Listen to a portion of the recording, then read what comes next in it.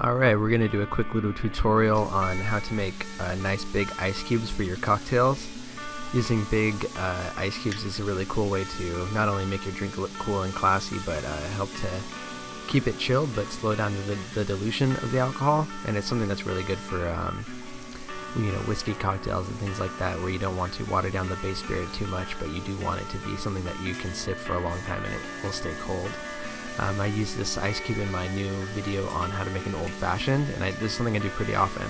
So as you can see here, I froze a little loaf pan, just a glass loaf pan full of water, and I froze it in the freezer.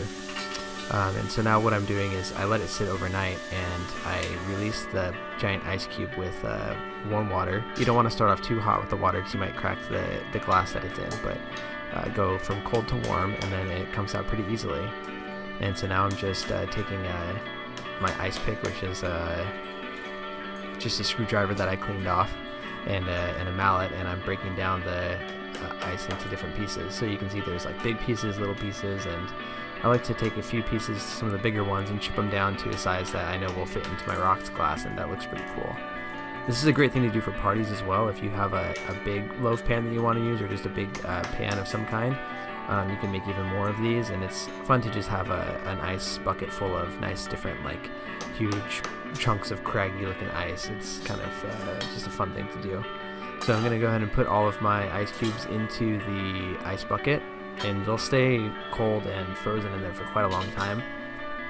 I wouldn't suggest putting these all together in the freezer because they can freeze together, and you'll have to break them up again. But if you keep them in something like this that's insulated, they'll keep frozen for quite a while.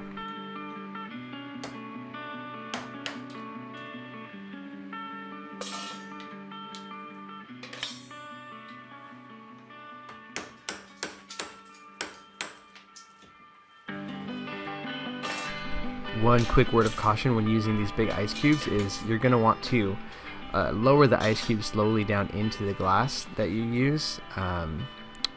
During the old-fashioned video that I made, I actually have a blooper that I didn't show where I just dropped the big cube of ice in there and it shot the drink all over the place.